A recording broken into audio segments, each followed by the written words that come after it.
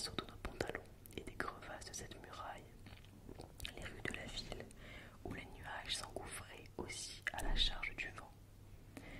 Notre galère tenait son mince sillon juste au ras des jetés, là où venait finir une eau caca toute barbotante d'une kyrielle de petits bachots et remorqueurs, avides et cornards. Pour un miteux, il n'est jamais bien commode de débarquer nulle part, mais pour un galérien, c'est encore bien pire, surtout que les gens d'Amérique n'aiment pas du tout les galériens qui viennent d'Europe. C'est tous des anarchistes qu'ils disent. Ils ne veulent recevoir chez eux, en somme, que les curieux qui leur apportent du pognon, parce que tous les argents d'Europe, c'est des fils à dollars. J'aurais peut-être pu essayer, comme d'autres l'avaient déjà réussi, de traverser le port à la nage, et puis, une fois au quai, de me mettre à crier « Vive dollar, vive dollar !» C'est un truc. Il y a bien des gens qui sont débarqués de cette façon-là, et qui, après ça, ont fait des fortunes. C'est pas sûr, ça se raconte seulement. Il en arrive dans les rêves des bien pires encore. Moi, j'avais une autre combinaison en tête, en même temps que la fièvre. À bord de la galère, ayant appris à bien compter les puces, pas seulement à les attraper, mais à en faire des additions et des soustractions, en somme des statistiques. Métier délicat qui n'a l'air de rien, mais qui constitue bel et bien une technique. Je voulais m'en servir. Les Américains, on peut en dire ce qu'on voudra, mais en fait de technique, c'est des connaisseurs. Ils aimeraient ma manière de compter les puces jusqu'à la folie, j'en étais certain d'avance. Ça ne devait pas rater selon moi. J'allais leur offrir mes services quand tout à coup on donna l'ordre à notre galère d'aller passer une quarantaine dans une anse d'à côté, à l'abri, à portée de voix d'un petit village réservé au fond d'une baie tranquille, à 2000 à l'est de New York. Alors ça du coup c'était l'arrivée à New York dans Voyage au bout de la nuit. Alors ensuite on a un extrait de Sur la route, On the Road, de Jack Kerouac, publié en 1957. On était tous d'accord pour la musique et en pleine harmonie. La pureté de la route, la ligne blanche du milieu de l'autostrade se déroulait et léchait notre pneu avant gauche comme si elle avait collé à notre étrave. Dean ployait son cou musculeux en maillot de corps par cette nuit d'hiver et faisait beugler son moteur. Il insista pour que je conduise en traversant Baltimore afin de m'initier à la circulation. C'était parfait, sauf que lui et Marilou tenaient absolument à me piloter tout en s'embrassant et en folâtrant sur la banquette. C'était loufoque, la radio hurlait à plein tube. Dean faisait la batterie sur le tableau de bord, tant et si bien qu'il l'enfonça. J'en faisais autant. La pauvre Hudson, le paresseux bateau pour la Chine, recevait sa raclée. Oh mon pote, quelle dynamite que la Dean. Maintenant, Marilou, écoute sérieusement mon chou. Tu sais que je suis un fameux auteur capable de tout faire au même instant et que je possède une énergie illimitée. À San Francisco, nous devons donc continuer à vivre ensemble. Je sais exactement la place qui t'est destinée, le maillon de liberté de ma chaîne conjugale. Je te rejoindrai à un poil près, tous les 2 jours et pour 12 heures sans débrider. Pas moi et ma vieille, tu sais ce qu'on peut faire en 12 heures, hein chérie. Dans l'intervalle, je continuerai à vivre chez Camille, exactement comme si de rien n'était. Tu sais, elle n'en saura rien. On peut arranger ça comme on l'a déjà fait avant.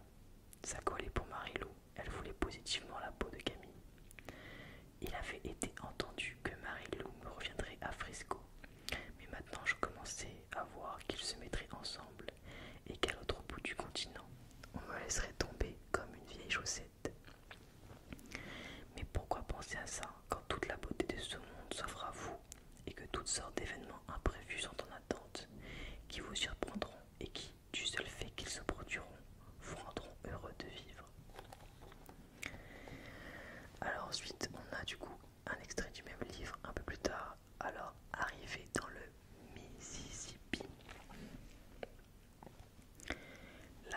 sauta d'un bond sur le ferryboat d'Alger et on se retrouva en train de traverser le Mississippi en bateau. Maintenant, on doit tous sortir et savourer le fleuve et les gens et flairer le monde, dit Dean, s'affairant pour trouver ses lunettes de soleil et les cigarettes, puis jaillissant de l'auto comme un diable de sa boîte. On suivit. On s'accouda au bastinage pour contempler les majestueux flots bruns du père des eaux qui déferlaient du cœur de l'Amérique, tel un déjudament des routes. Charriant les trains des bois venus du Montana et les bouts du Dakota, et des vallées de l'Iowa, et les êtres qui s'étaient noyés aux trois fourches où le secret surgit de la glace. La brumeuse Nouvelle-Orléans s'éloignait d'un côté, de l'autre, Algiers, l'ancienne l'assoupie avec ses pentes de bois déjetées, heurta notre étrave. Des nègres travaillaient dans la chaleur de cette fin de journée, chargeant les foyers du ferry qui chauffait si fort que nos pneus commençaient à sentir le caoutchouc brûlé. Dean savoura les gars qui se démenaient penchés, dressés dans la fournaise. Il courut sur le pont et escalada une échelle avec son pantalon flottant qui lui tombait presque du ventre. Soudain, je l'aperçus sur la passerelle, transporté d'ardeur. Je m'attendais à le voir s'envoler. J'entendis son rire démentiel qui déferlait sur le bateau. Marie-Lou était avec lui. Il emmagasina le spectacle en un clin d'œil, revint avec le reportage complet, bondit dans l'auto juste au moment où tout le monde klaxonnait pour le débarquement. Et on se dégagea en douce, doublant 2 ou 3 voitures dans un passage impraticable pour se retrouver fonçant au milieu d'Alger. Alors ensuite, après dans les extraits que j'avais eus, on avait aussi donc l'arrivée à San Francisco, ensuite le retour vers l'Est et ensuite la dernière page. Mais bon, je vais pas vous spoiler tout, ce serait dommage quand même. Alors...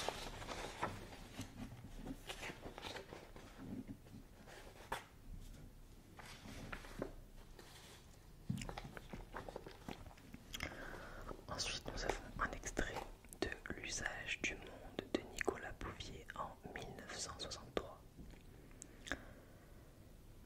Genève, juin 1953. Khyber Pass, décembre 1954. J'avais quitté Genève depuis 3 jours et cheminé à toute petite allure quand à Zagreb, poste restante, je trouvais cette lettre de Thierry. Du coup, dans cette lettre, j'avais écrit Travnik, Bosnie, le 4 juillet. Ce matin, soleil éclatant, chaleur. Je suis monté dessiner dans les collines. Marguerite, Pléfré, calme ombrage. Au retour, croisé un paysan monté sur un poney. Il en descend et me roule une cigarette qu'on fume accroupi au bord du chemin. Avec mes quelques mots de serbe, je parviens à comprendre qu'il ramène des pains chez lui, qu'il a dépensé 1000 dinars pour aller trouver une fille qui a de gros bras et de gros seins, qu'il a 5 enfants et 3 vaches et qu'il faut se méfier de la foudre qui a tué cette personne l'an dernier. Ensuite, je suis allé au marché. C'est le jour des sacs faits avec la peau entière d'une chèvre, des faucilles à vous donner envie d'abattre des hectares de seigle, des peaux de renard, des paprikas.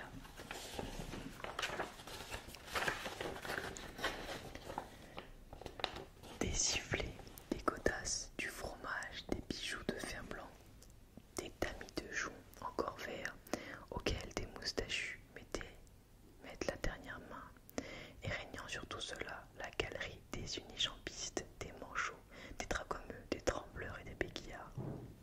Ce soir, était boire un coup sous les acacias pour écouter les tziganes qui se surpassaient. Sur le chemin du retour, j'ai acheté une grosse pâte d'amande rose et huileuse, l'Orient quoi. J'ai examiné la carte. C'était une petite ville dans un cirque de montagne au cœur du pays bosniaque.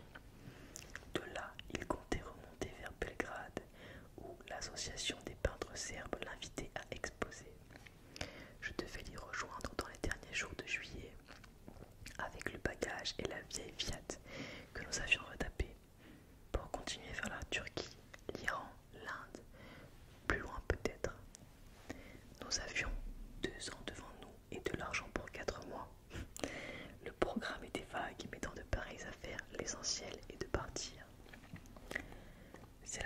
contemplation silencieuse des atlas à plat ventre sur le tapis, entre 10 et 13 ans, qui donne ainsi l'envie de